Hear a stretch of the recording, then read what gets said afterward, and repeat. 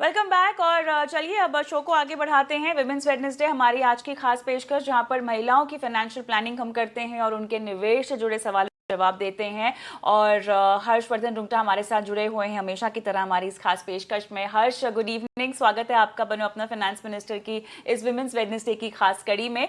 मिशा का सवाल सबसे पहले लेंगे। उज्जैन से सवाल भेजा इन्होंने। कॉलेज स्टूडेंट है और पॉकेट मनी बचाकर हर्ष ये अपना निवेश करना चाहती हैं। 17 साल की इनकी उम्र है। पहला कदम रखना चाहती हैं इन्वेस्टमेंट्स की ओर और म्यूचुअल फंड से शुरुआत करना चाहती हैं। तो कैसे शुरू करें, कितनी पॉकेट मनी बचा पाती हैं हमें नहीं पता, बट मीशा कॉन्ग्रेचुलेशंस। और अच्छा लगा सवाल आपने भेजा और बहुत निवेशकों के लिए, दर्शकों के लिए आप इंस्पायरिंग है। बट हर्ष, ये 17 इयर्स की हैं, तो अब मेरे ख्याल से शुरुआत करनी है अपने इन्वेस्टमेंट की, तो गार्जियंस के नाम पे ही कर पाएंगी?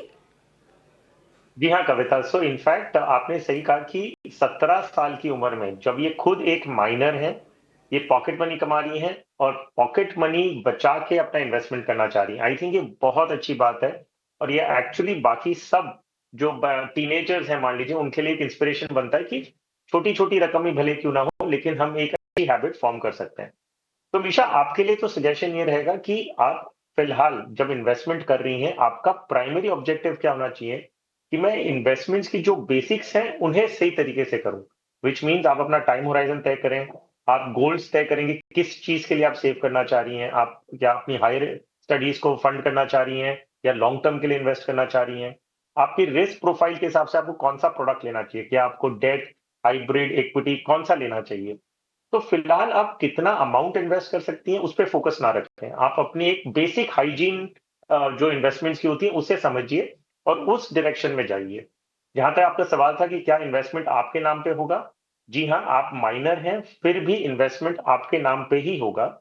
लेकिन आपको एक गार्डियन के थ्रू इन्वेस्ट करना होगा। So guardian can be natural guardians जो आपके पेरेंट्स हैं, या लीगल गार्डियंस।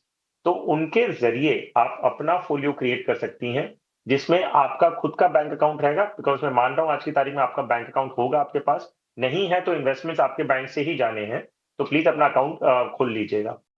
तो गार्डियन आपका अकाउंट ऑपरेट करेंगे, मैनेज करेंगे आपके इन्वेस्टमेंट्स को। जब आप मेजर टर्न हो जाए, जब 18 साल की हो जाएंगी, तब आप पहले बैंक में अपने माइनर टू मेजर की प्रोसीजर्स पूरी कंप्लीट करेंगे और उसी तरह आप अपने म्यूचुअल फंड के फोलियो में माइनर टू मेजर का जो प्रोसेस है पूरा करेंगे। केवाईसी आपका पूरा होगा उस समय और आप अपने इन्वेस्टमेंट्स को खुद मैनेज कर पाएंगी। तो ये हो गया प्रोसेस स्टाइल में। जहां आता है अप्रोच की, अगर आप कैसे इन्वेस्ट करना चाह रही हैं, हो सकता है कि आपके पास एक लमसम अक्यूमुलेट हो चुका हो। लेकिन क्योंकि आप मार्केट में पहली बार आ रही हैं, इन्वेस्टमेंट्स में रादर पहली बार आ रही हैं, मेरा सुझाव होगा कि आप एसआईपी के जरिए इन्वेस्ट करें। आपके पास अगर लमसम है तो फिर भी लमसम ना डालें, आप उसे सिस्टमैटिक ट्रांसफर प्लान के जरिए इन्वेस्ट करें, ताकि धीरे धीरे आप मार्केट में आइए। मार्केट की वॉलिटिलिटी क्या होती है, रिस्क क्या होते हैं, मार्केट फंक्शन कैसे करता है, म्यूचुअल फंड के ऑपरेशंस कैसे होते हैं, ये सारी चीज आप धीरे धीरे समझ जाएंगे। सो आई थिंक ये अप्रोच बेटर होगा। जहां तक स्कीम का नाम सजेस्ट करने की बात है, वेल, मैं सुझाव दूंगा कि क्योंकि मुझे नहीं पता कि आप किस टेन्योर के लिए इन्वेस्ट करना चाह रही हैं, किस पर्पस के लिए इन्वेस्ट करना चाह रही हैं, या आपकी रिस्क प्रोफाइल क्या है, ये बिना समझे मैं कोई स्कीम आपको रिकमेंड नहीं करना चाहता। मेरा सुझाव ये रहेगा कि आप कोई फाइनेंशियल प्लानर से मिलें। आप अपने भी जो डाउट्स हैं वो क्लैरिफाई करिए। कितने भी बेसिक्स होंगे कोई बात नहीं, लेकिन आप एक फाइनेंशियल प्लानर से मिल के, समझ के और अपनी इन्वेस्टमेंट्स की शुरुआत करें। ऑलराइट हर्ष, उम्दा सलाह। और अमीशा, ऑल द बेस्ट आपके फर्स्ट स्टेप के लिए। और साथ ही एक दूसरा सवाल भी हम लेंगे खुशी का अजमेर से। हर्ष, थोड़ी क्लैरिटी आती हुई इनके सवाल पर। 10 लाख का इनको होम लोन लेना है जिसके लिए डाउन पेमेंट इकट्ठा करनी और 5 साल के बाद जो है इन्हें लोन लेना होगा। तो कितने से शुरुआत करनी होगी डाउन पेमेंट के लिए, इनको निवेश की रणनीति चाहिए? तो वेल कविता, अगर ये होम लोन लेने की बात कर रही हैं और 5 साल बाद, सो एक नॉर्मल प्रैक्टिस है कि जो बोरोअर है उन्हें करीबन 20% डाउन पेमेंट के रूप में खुद से भरना होता है। तो ये प्लान अगर 20% के हिसाब से चलती है, जो 2 लाख रुपया है, और 5 साल का टाइम होराइजन है, तो इन्हें जो अमाउंट, अगर हम हाइब्रिड फंड समझ के मान के चलते हैं, क्योंकि 5 साल का टेन्योर है और बहुत स्पेसिफिक पर्पज के लिए है कि होम लोन लेना है और डाउन पेमेंट करनी है, तो ये ₹2,600 की अगर एसआईपी करती हैं हाइब्रिड फंड में, और अगर हम 10% का सीएचआर अज्यूम करें, तो ये करीबन ₹2 लाख बनता है। जो स्कीम में ये इन्वेस्ट कर सकती है वो है ICICI Pru balance advantage fund.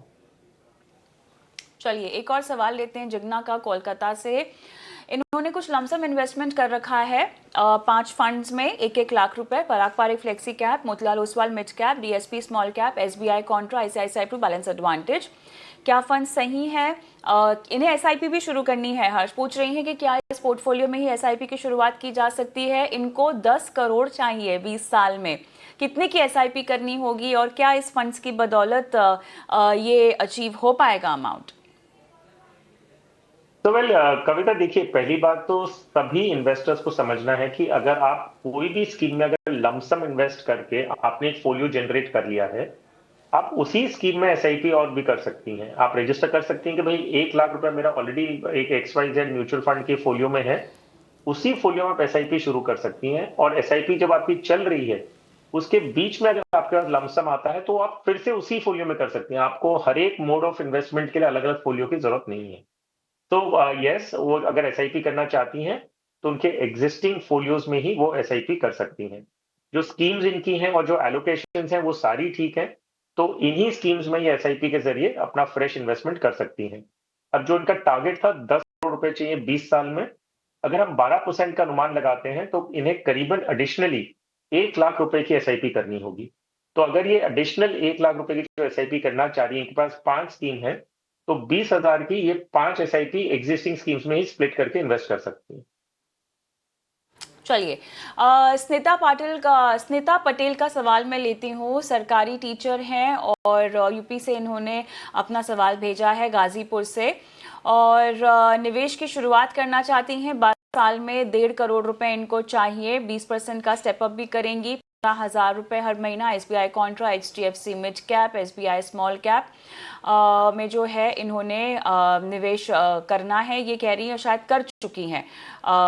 ये इनका मानना है।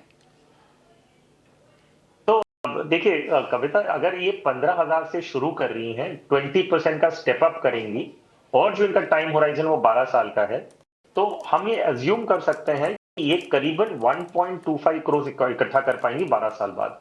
इनका टारगेट है कि इन्हें 1.5 करोड़ चाहिए, तो ये वो काफी पास में आ जाती हैं। और हाईलाइट पॉइंट ये है कि ये 20% का स्टेप अप करेंगी, सिर्फ 15,000 बाई सेल्फ में होगा नहीं। तो आई थिंक एक अच्छा अप्रोच है। अगर आगे जाते हुए और अगर बढ़ा सके तो आई एम वेरी कॉन्फिडेंट ये 1.5 करोड़ तक पहुंच जाएंगी। स्कीम वाइज के पॉइंट ऑफ व्यू से अगर पोर्टफोलियो अलाइनमेंट देखें, तो एक कॉन्ट्रा फंड मिड कैप और स्मॉल कैप है। सो अगर कॉन्ट्रा फंड की जगह पे अगर एक ये प्योर लार्ज कैप लेती हैं, तो इनके पास एक ज्यादा better complementing to each other, each other की जो बाकी स्कीम्स हैं उन सबको कॉम्प्लीमेंट करते हुए इनका पोर्टफोलियो बन जाएगा। तो एसबीआई कॉन्ट्रा फंड की जगह पे ये ABSL Nifty 50 equal weight index fund में इन्वेस्ट करें। Mid cap and small cap जो इनके पास वो ठीक है, वो कंटिन्यू कर सकती है।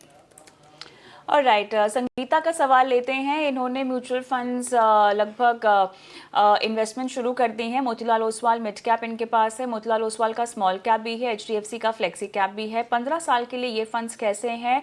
पराग पारिक फ्लेक्सी कैप में इन्होंने अभी अभी शुरू किया है 1500 का, और क्या इसमें करते रहना चाहिए निवेश, इनका सवाल है। तो संगीता जी, आपके लिए तो ये सजेशन होगा कि आप है ना अपना पूरा इन्वेस्टमेंट जो आज की तारीख में 5,000 है प्लस 1,500 आप बढ़ाना चाह रही हैं, ये टोटल 6,500 रुपया जो है वो आप 2 ही स्कीम में करें, उससे ज्यादा फिलहाल आपको जरूरत नहीं है। तो एचडीएफसी फ्लेक्सी कैप उसमें 4,000 जो आपके पास ऑलरेडी है, मैं वही स्कीम्स दे रहा हूँ जो आपके पास ऑलरेडी है, तो सिर्फ अमाउंट बदलना आपको। सो एचडीएफसी फ्लेक्सी कैप में 4,000, Motilal Oswal mid cap fund में 2,500। याद रखिएगा, जब तक आपका इन्वेस्टमेंट महीने का 10,000 रुपए है, इन 2 स्कीम से आपका काम पूरा हो जाएगा। अगर आप 10,000 से ज्यादा कभी इन्वेस्ट करती हैं, तब कोई तीसरी स्कीम जोड़ने का आप सोच सकती हैं। और राइट हर्ष, बहुत बहुत धन्यवाद आपका, आपने समय दिया, आप जुड़े हमारे साथ और विमेंस वेडनेसडे में हमेशा की तरह महिला निवेशकों के सवालों के जवाब दिए। धन्यवाद आपका।